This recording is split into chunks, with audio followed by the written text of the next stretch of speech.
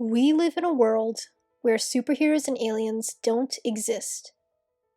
So how do writers and directors make us believe that they do? Take James Gunn, for example.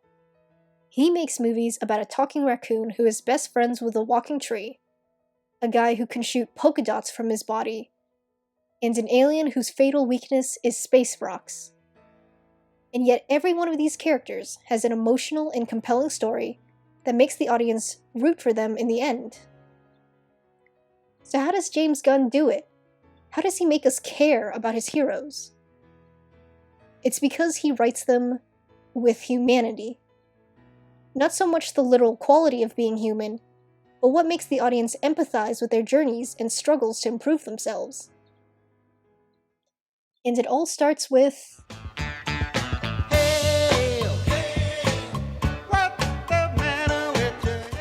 2014's Guardians of the Galaxy introduces us to Peter Quill, a man who was abducted from Earth when he was a child and raised among the criminal Ravagers. As you can imagine, constant jokes about being eaten and stealing for his new caretakers does a number on a child's ability to open up to others. The Peter we see at the beginning of the movie is a cocky and charismatic outlaw, but this is all an act to hide the vulnerable and sad man underneath. Peter barely had any time to process his mother's death, before suddenly being whisked away by aliens and leaving everything he had ever known behind. And so, he is still haunted by regret years later. But in the climax of the movie, when Peter takes Gamora's hand, echoing his inability to take his mother's hand when she was dying, it signifies his newfound willingness to bare his heart and trust in others again.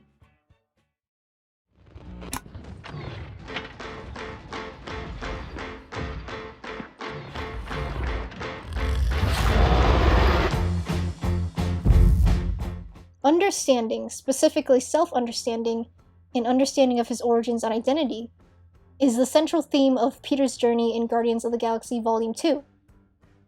The entire film revolves around him meeting his biological father, Ego, and grappling with the revelations of his celestial heritage. If the first movie explored Peter's struggle to open his heart to the other Guardians, and form connections with them, the second movie is about testing those connections in the wake of meeting his biological father. When Ego turns out to be the worst dad ever, Peter chooses the Guardians, the family he made for himself, and Yondu, his adoptive father. In the end, Peter not only avenges his mother's death by killing Ego, he comes to a better understanding of himself and the people in his life who really mattered.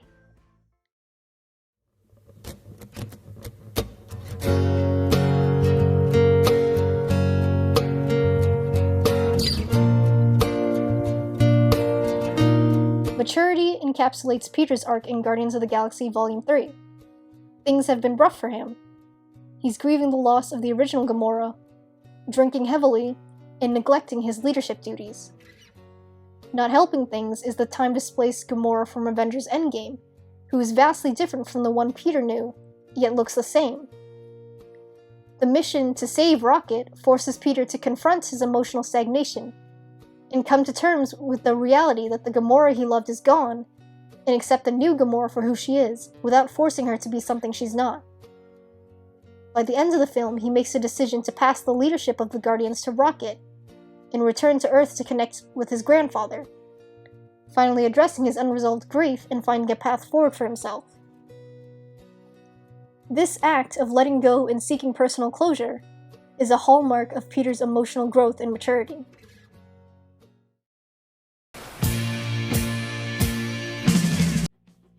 After 3 Guardians of the Galaxy movies, James Gunn made his switch to DC with 2021's The Suicide Squad.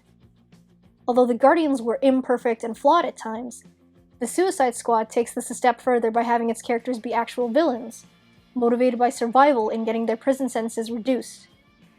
There is very little altruism at the onset, and for this reason, their character development into anti-heroes by the end of the film is all the more compelling to see.